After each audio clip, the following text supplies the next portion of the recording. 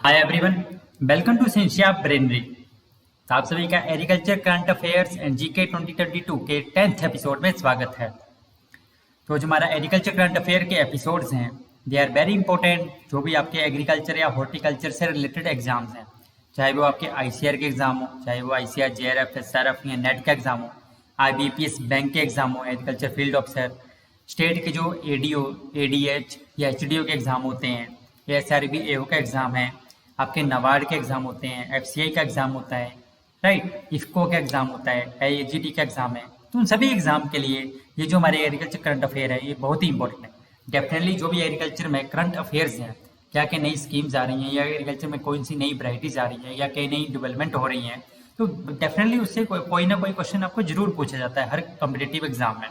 तो इस तरह से ये सभी एग्जाम्स के लिए बहुत ही इंपॉर्टेंट है। Stay tuned with Cynthia Brainery. चाहे वो हमारे 2021 में भी हमने 18 एपिसोड कवर किए थे, और अभी 2022 का ये 10th एपिसोड है आज का हमारा, राइट। तो डिस्कशन हम स्टार्ट करते हैं।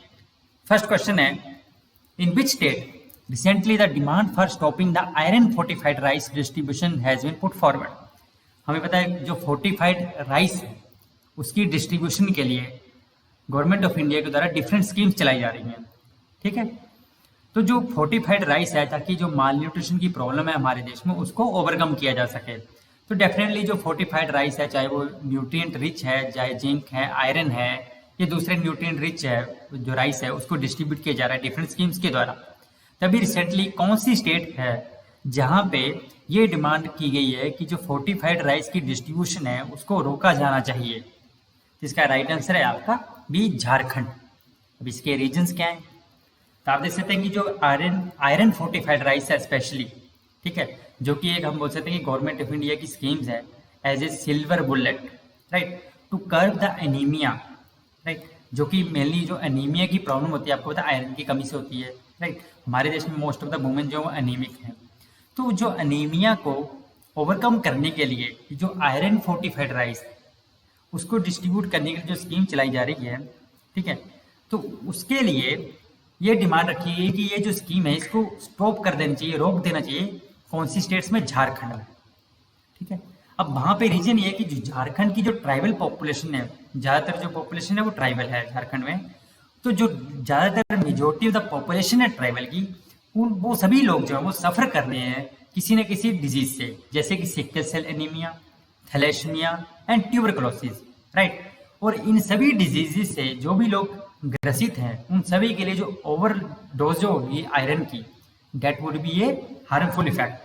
मतलब ओवरडोज जो होगी आयरन की, तो इससे उनको डेथ इशू भी हो सकते हैं, राइट, उनकी हेल्थ जो वो और ज्यादा बिगड़ सकती है। तो इसलिए ये डिमांड की गई है कि इन स्टेट्स में, झारखंड जैसी स्टेट में, ये आयरन फोर्टिफाइड राइस की जो डिस्ट्रीब्यूशन की जो स्कीम है इसको रोक देना चाहिए।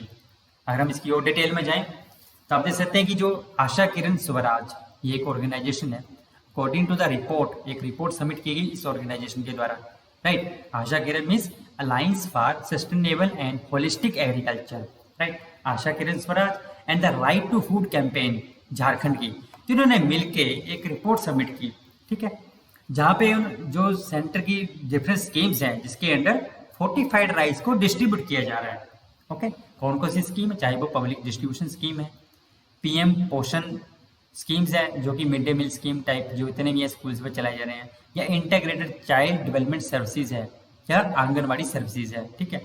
तो ये रिपोर्ट सबमिट की गई कि ये जितनी भी स्कीम्स हैं, इन स्कीम्स के अंडर जो आयरन फोर्टिफाइड राइस डिस्ट्रीब्यूट किया जा रहा है उसके लिए जितने भी बेनिफिशरीज हैं उनसे कंसेंट नहीं लिया गया था, राइट।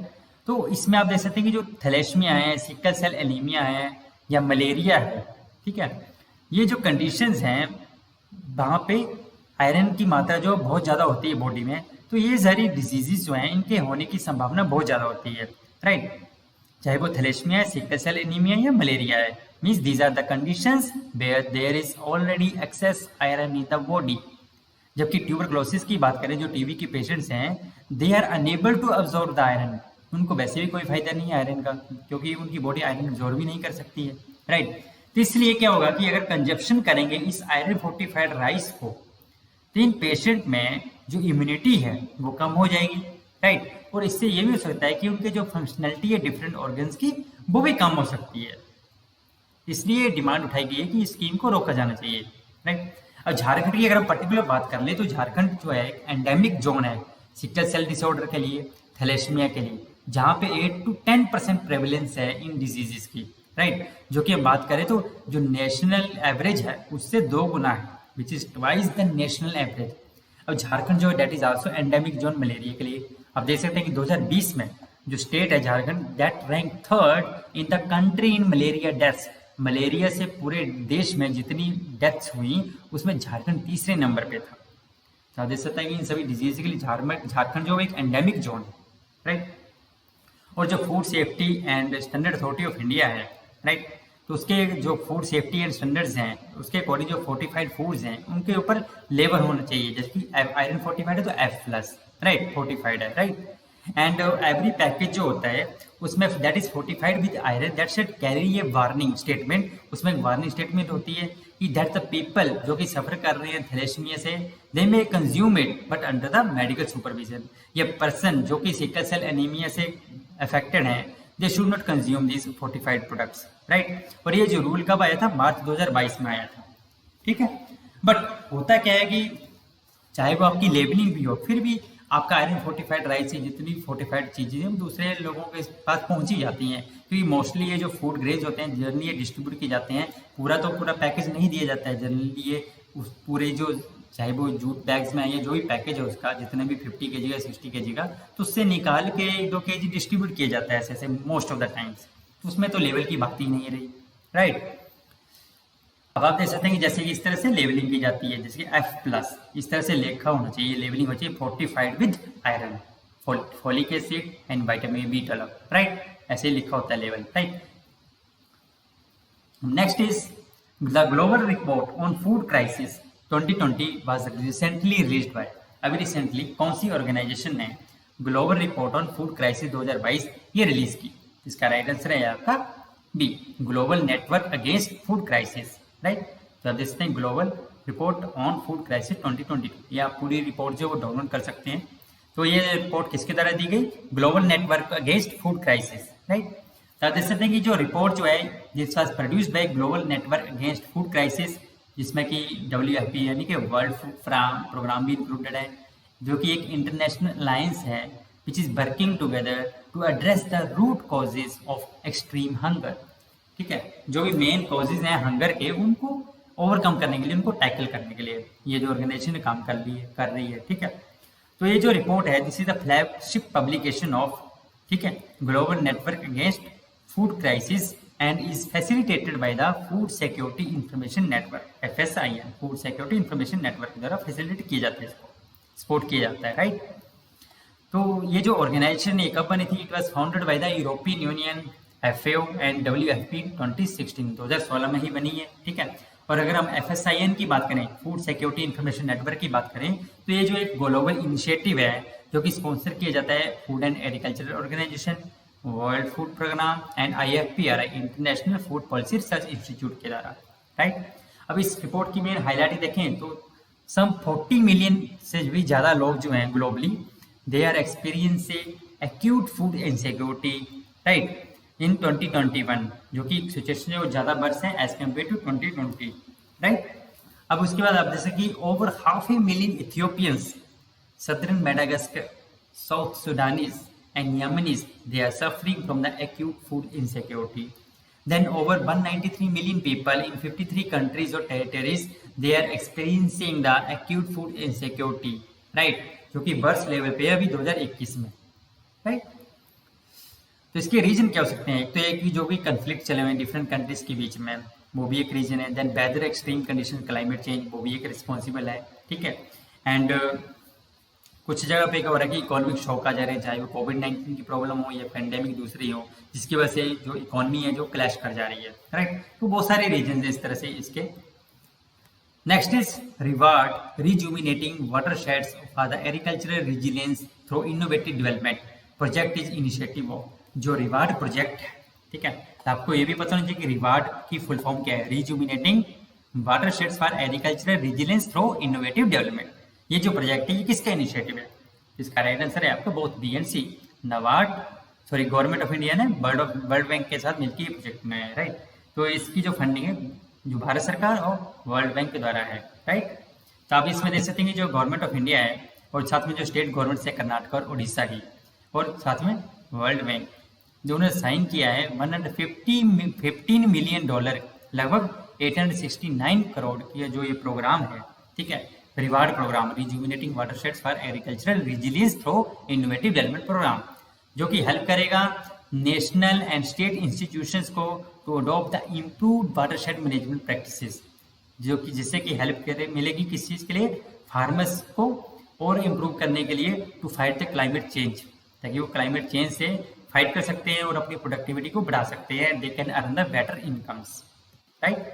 तो फाइनेंशियल स्ट्रक्चर की अगर हम इसकी बात करें तो जो वर्ल्ड बैंक का लीडिंग आर्म है, ठीक है, international bank for reconstruction and development IBRD, that will provide financial assistance जो है लगभग $115 मिलियन की इस प्रोजेक्ट में, राइट। और ये जो लोन है 15 साल के लिए दिया जाएगा with 4.5 year grace period, right. अब देख सकते हैं इसमें जो कर्नाटक गवर्नमेंट है they will receive $60 million, Orissa को मिलेंगे $49 मिलियन, और जो रिमेनिंग 6 मिलियन बचेंगे they will be utilised by the Indian government department of land resources, right. Next is in 2020-21 में India's export of tissue culture plants stood at 2020-21 में जो भारत का टिश्यू कल्चर प्लांट का एक्सपोर्ट था वो कितना था, इसका राइट आंसर है आपका बी, $17.17 मिलियन, राइट। तो आप देख सकते हैं कि जो टिश्यू कल्चर प्लांट्स हैं उसके एक्सपोर्ट को बूस्ट करने के लिए, राइट, गवर्नमेंट ऑफ इंडिया ने, सेंटर ने थ्रू द एपीडा जो है हमारी agricultural and processed food products export development authority, इसके द्वारा एक वेबिनार कंडक्ट किया रिसेंटली। वेबिनार का टाइटल था export promotion of tissue culture plants such as foliage, live plants, cut flowers and planting material with department of biotechnology accredited tissue culture laboratory spread across India, right. जो tissue culture plants हैं उसकी export को promote करने के लिए एक webinar organise किया गया रिसेंटली, ठीक है। तो आप देख सकते हैं कि जो टिश्यू कल्चर प्लांट्स हैं वो लैब कंडीशन में तैयार किए जाते हैं, माइक्रो प्रोपेगेशन है, और बहुत सारे प्लांट्स आप टिश्यू कल्चर कंट्रोल कंडीशन में आप प्रिपेयर कर सकते हैं, राइट। इसमें आप देख सकते हैं कि जो टॉप 10 कंट्रीज हैं जहाँ को हमारे देश से टिश्यू कल्चर प्लांट्स को एक्सपोर्ट किया जाता है, तो मेजर डेस्टिनेशन जो हैं इंडिया से जो एक्सपोर्ट होता है टिश्यू कल्चर प्लांट्स वो कौन सी हैं। फर्स्ट पे है Netherland, USA, Italy, Australia, Canada, Japan, Kenya, Senegal, Ethiopia, Nepal, ये जो टॉप 10 कंट्रीज हैं जहाँ को भारत से टिश्यू कल्चर प्लांट्स का एक्सपोर्ट किया जाता है। और 2020-21 की बात करें तो जो इंडिया का एक्सपोर्ट था टिश्यू कल्चर प्लांट्स का उस कितनी वैल्यू का था, $17.17 मिलियन का था, राइट। जिसमें कि आप देख सकते हैं कि जो नीदरलैंड का शेयर था 50% जो है वो नीदरलैंड का ही शेयर था, राइट। तो हम कह सकते हैं कि नीदरलैंड जो मेजर डेस्टिनेशन है टिश्यू कल्चर प्लांट के एक्सपोर्ट के लिए इंडिया से, राइट। और इसके लिए इंडिया में भी जैसे अपीडा की हमने बात की, तो अपीडा भी फाइनेंशियल असिस्टेंट स्कीम चलाई हुई है अपीडा के द्वारा, ताकि जो हमारी टिश्यू कल्चर प्लांट्स की लेबोरेटरी है इंडिया में, चाहे वो DBT स्पॉन्सर्ड है या दूसरी इंस्टीट्यूट के द्वारा स्पॉन्सर्ड है, वो अपग्रेड कर सकें अपने आप को, ताकि हम क्वालिटी प्लांटिंग मटेरियल प्रोवाइड कर सकें, राइट।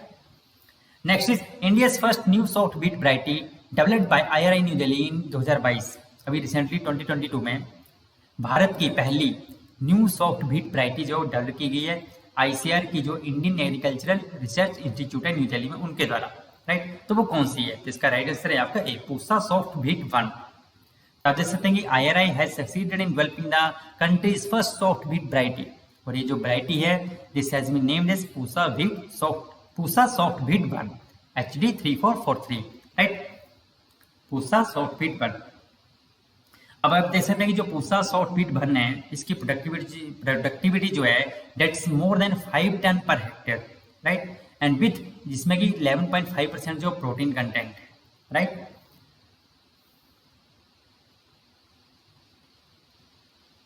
अब नेक्स्ट जो है एक्चुअली जो सॉफ्ट बीट वैराइटीज होती हैं they are very good for baking industry, जो बेकिंग प्रोडक्ट्स बनते हैं, बिस्किट्स बनते हैं, ये दूसरे जो बेक प्रोडक्ट बनते हैं उसके लिए बहुत ज़्यादा इंपॉर्टेंट होती है सॉफ्ट बीट वैराइटीज। इससे पहले जो भी सॉफ्ट बीट की जो वैराइटीज थी वो हम इम्पोर्ट करते थे, but this is first time India ने जो वैरायटी डेवलप की गई है soft beat variety Pusa soft wheat 1, तो नेचुरली इससे इंडिया की जो उसकी इकोनॉमी है उसको बूस्ट मिलेगा, जो हमारे देश में जो इम्पोर्ट करते हैं वो भी वैल्यू कम होगी, right. Next is India's first lavender festival held इन, भारत का पहला लेवेंडर फेस्टिवल कहाँ पे हुआ अभी रिसेंटली? इसका राइट आंसर है आपका सी, जम्मू एंड कश्मीर में। तो आप देख सकते हैं कि इंडिया का जो पहला लेवेंडर फेस्टिवल है वो कहाँ पे हुआ? जम्मू एंड कश्मीर का एक जगह है भादरवा, ठीक है, भादरवा।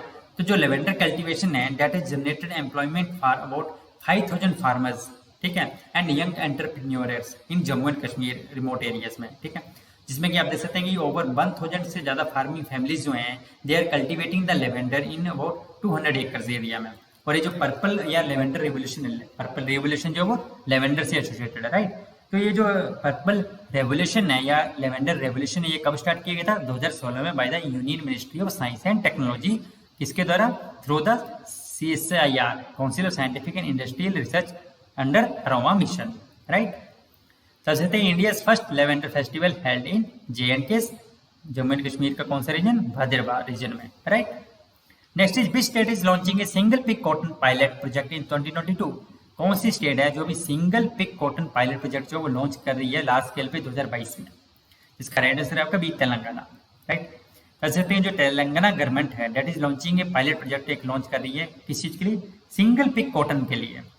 कितने एरिया में ग्रो किया जाएगा? लगभग 50,000 एकर्स में। इससे पहले भी जो सिंगल पिक कॉटन को प्रमोट करने के लिए डिफरेंट स्कीम्स हैं या डिफरेंट इनिशिएटिव लिए गए, but this is the first time जहाँ पे इतनी ज्यादा लार्ज स्केल पे जो सिंगल पिक कॉटन प्रोजेक्ट है, इस पायलट प्रोजेक्ट है, इसको लॉन्च किया जा रहा है, राइट।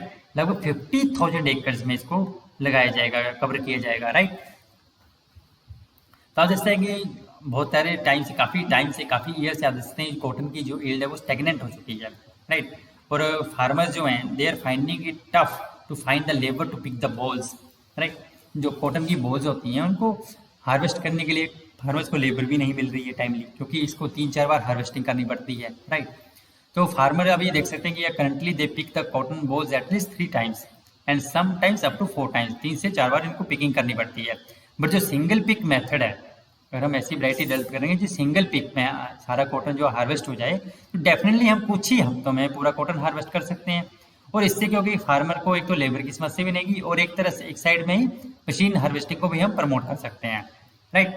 तो देख सकते हैं कि when compare to tall varieties जो कि पूरे इंडिया में ग्रो की जाती हैं अभी रिसेंटली, जो सिंगल पिक कॉटन है that would be suitable for the machine harvesting, क्योंकि इसमें जो भी प्लांट होंगे वो यूनिफॉर्म होंगे, ठीक है, एंड उनकी जो हाइट होगी अप टू नी लेवल की होगी, राइट। और जो मशीन हार्वेस्टिंग होगी जो लो हाइट वैरायटी की, that will alleviate the harvesting season problem, जो हार्वेस्टिंग सीजन में जो प्रॉब्लम आती है उसको ओवरकम करेगी। अब उसके बाद आप देख सकते हैं कि जो इस सिंगल पिक वैरायटी से आप यील्ड जो होगी दैट विल बी 40% हाई होगी, राइट। जो कि आपकी स्टेटमेंट है इनके जो एम प्रभाकर राव हैं, जो कि प्रेसिडेंट है अभी national seed association of India के, राइट। दूसरी बात यह है कि जो सिंगल पिक कॉटन वैराइटीज हैं उनमें क्या होता है कि सिंगल फ्लश में फ्लावरिंग आती है। जब सिंगल फ्लश में फ्लावरिंग आएगी तो बॉल बर्स्टिंग भी सिंगल फ्लश में होगी, एक बार ही होगी। इससे क्या होगी, जो नॉर्मल ट्रेडिशनल वैरायटी है उसके मुकाबले यहाँ पे सिंगल टाइम में ही हार्वेस्टिंग हो जाएगी, राइट। जबकि दूसरी वैरायटीज में क्या होता है 3-4 बार आपको हार्वेस्टिंग के लिए जाना पड़ता है, जो कि प्रॉब्लमेटिक है, लेबर की प्रॉब्लम भी है, राइट। अब इसके बाद देखेंगे हमारे देश में वर्ल्ड का सबसे ज्यादा हाईएस्ट एरिया है कॉटन के अंदर 13.4 मिलियन हेक्टेयर, राइट। लगभग हम कह सकते हैं कि 1/3 of the global cotton area जो वो इंडिया में ही है। बट प्रोडक्टिविटी देखें तो हमारी लो है, 473 kg पर हेक्टेयर है, जबकि जो ग्लोबल एवरेज प्रोडक्टिविटी है वो कितनी है, 766 kg पर हेक्टेयर है। लार्जेस्ट एरिया है हमारे पास, बट प्रोडक्टिविटी बहुत कम है जब हम ग्लोबल प्रोडक्टिविटी को देखें। तो उस तरह से भी ये जो सिंगल पिक कॉटन जो वाला जो कंसेप्ट है that would be helpful for enhancing the India's productivity, right. Next is the union government has announced the formation of the Cotton Council of India under the chairmanship of, अभी recently central government ने ये plan किया कि cotton council of India बनाई जाएगी। तो under the chairmanship of किसकी chairmanship के under?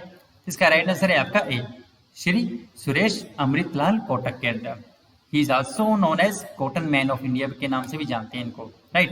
Cotton man of India किसको कहा जाता है? सुरेश अमृतलाल कोटक को, राइट। तो देख सकते हैं कि अभी रिसेंटली गवर्नमेंट ऑफ इंडिया ने अनाउंस किया कि वो कॉटन काउंसिल ऑफ इंडिया बनाएंगे under the chairmanship of veteran cotton man Suresh भाई कोटक, राइट।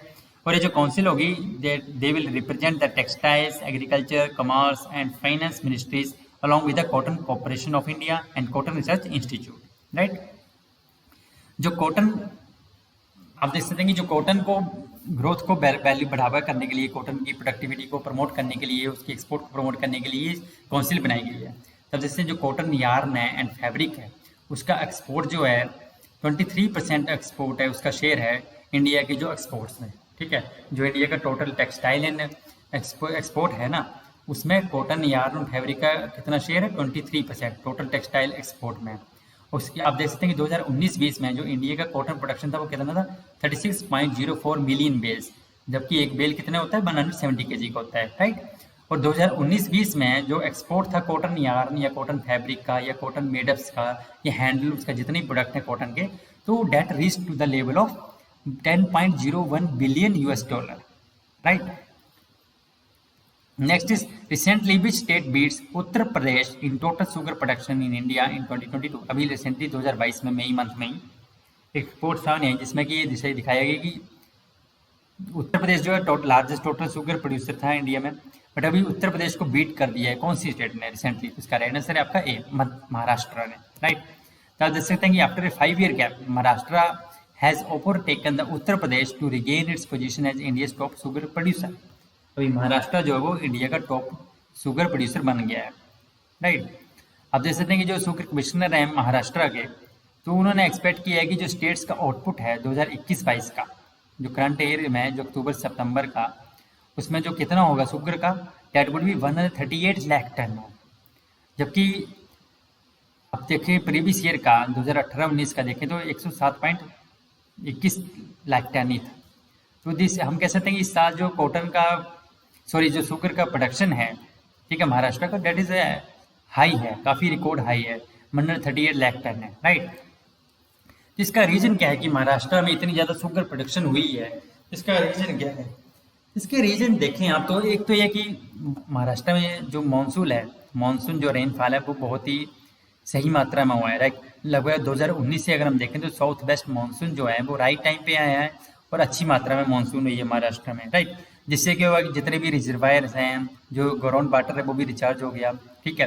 तो फार्मर को जब पानी की सुविधा मिली है तो उन्होंने बहुत ज़्यादा एरिया लगाना शुरू किया अंडर द शुगर कैन, ठीक। मतलब शुगर कैन के अंदर एरिया भी बढ़ाया महाराष्ट्र के फार्मर्स ने फिर, ठीक है, क्योंकि शुगर कैन हमें पता है 12 से 18 महीने की क्रॉप है, ठीक है। तो इसमें जब प्रचुर मात्रा में पानी मिल रहा था उनको, जब 2019 से आप देख रहे हैं मानसून अच्छी हो रही थी, तो उन्होंने एरिया इंक्रीज किया, वो एक रीज़न है।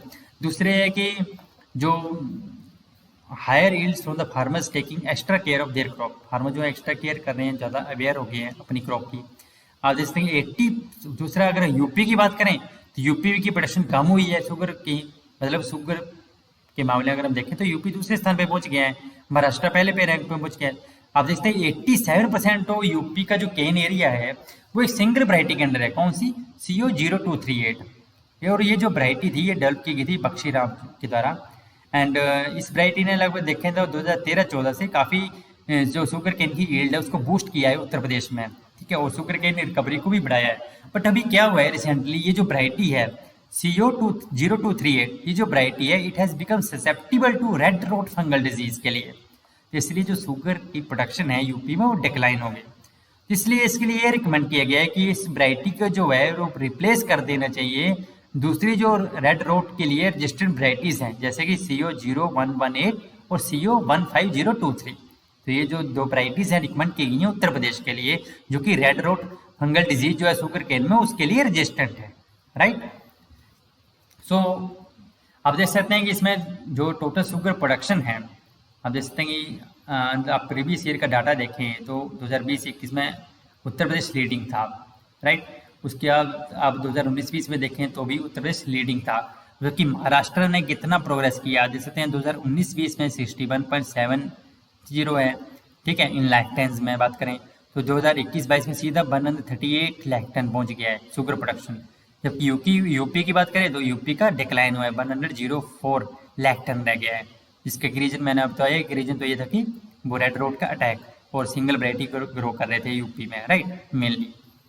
सो आप देख सकते हैं कि this is all about today. अगर आपको वीडियो आज की अच्छी लगे तो शेयर करें, सब्सक्राइब करें और लाइक करें, जितना हो सकता है आप अपने फ्रेंड्स के साथ, कलीग के साथ शेयर करें, हमें सपोर्ट करें, हम भी आपको हेल्प करेंगे जितना हम कर सकते हैं, ठीक है। So stay happy, stay blessed, जय हिंद, थैंक यू।